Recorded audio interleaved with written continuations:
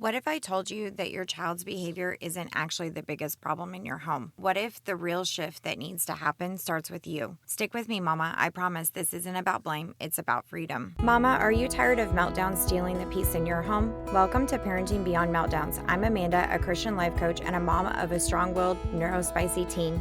If you've tried everything, consequences, parenting books, crying out to the Father, and still feel like you're failing, you're not alone.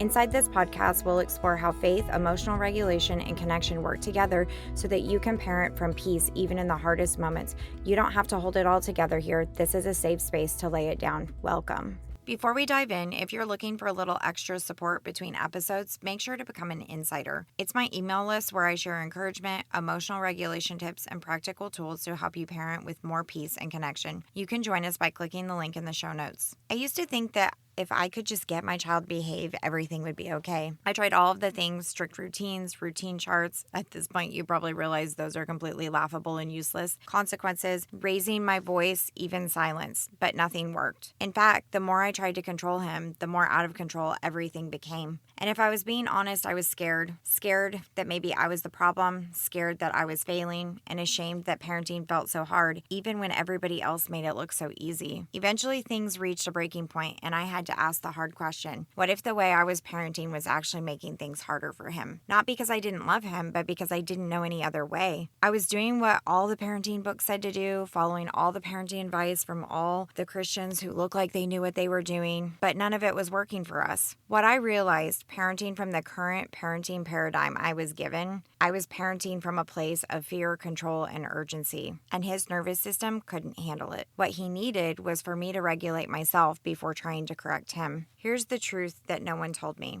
Your child's behavior is often a reflection of their nervous system, and they co-regulate with you. When you're dysregulated, they feel it. When you respond with anxiety, frustration, or anger, they mirror it back. But when you slow down, you breathe, and you anchor yourself, that creates emotional safety for both of you. And that emotional safety is what helps them grow. This doesn't mean that you're doing it all wrong. It just means that the parenting paradigm you were given doesn't fit your child. And that's okay. You're not a failure. You're a mama who is learning a better way. When I cried out to the Father in my lowest moments, he didn't give me a 5-step plan to fix my kid. He invited me to let him work within me first. And from that place of surrender and trust, I began to show up differently. Not perfectly, but anchored. So if you're stuck in the belief that my child is the problem, believe me, I get it. I was there for a really long time. What I now want to gently invite you to do is to look inward. I want you to ask yourself these 3 questions. Number 1, what's going on inside of me when my child explodes? What thoughts, feelings, or beliefs am I having about my child? Like, what's coming up? Write them down. 2, what stories am I telling myself about what this means? When I say stories, we all tell ourselves a story about any given situation where we're either the victim, the villain, or the hero. I could tell you a painful story about how hard it was to parent my child, but I chose to rewrite that story, not because I have rose-colored glasses, but because I chose to no longer be a victim in my own story. I figured out a way where we could both be the hero of our stories. And 3, how can I show up differently next time? I remember this one time,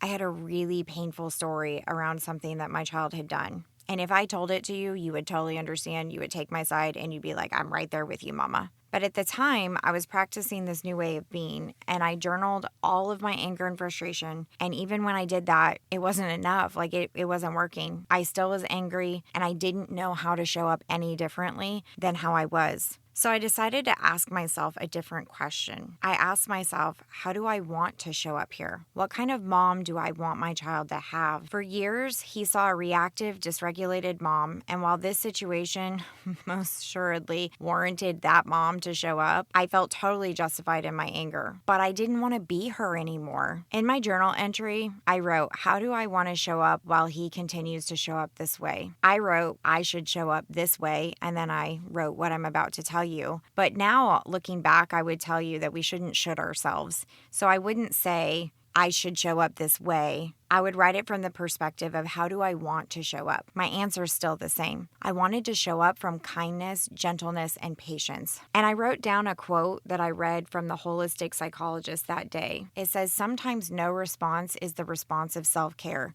And it spoke to me because a lot of times I just want to say what I'm thinking and get it off my chest and be done with it. And yet we all know that in those moments we can say things that we don't mean and that we regret. So that day I chose to just not say anything, but I chose how I was going to show up. I let my actions speak instead. So to review the 3 questions, I'd ask yourself, what's going on inside of me when my child explodes? What stories am I telling myself about what their choices mean or their behavior means? And how can I show up differently next time? In our next episode, we're going to dive deeper into this idea, and we're going to talk about your identity as a mama and why your child's behavior doesn't define your worth. If you're craving more encouragement and practical tools for navigating the hard days, make sure to become an insider. You'll get faith-filled support, emotional regulation tips, and real-life tools to help you parent with more peace and connection. Just head over to the show notes and click the link to join the Insiders list. I'd love to walk this journey with you, Mama. Hey, sweet Mama. I hope you loved today's episode. Can you do me a favor?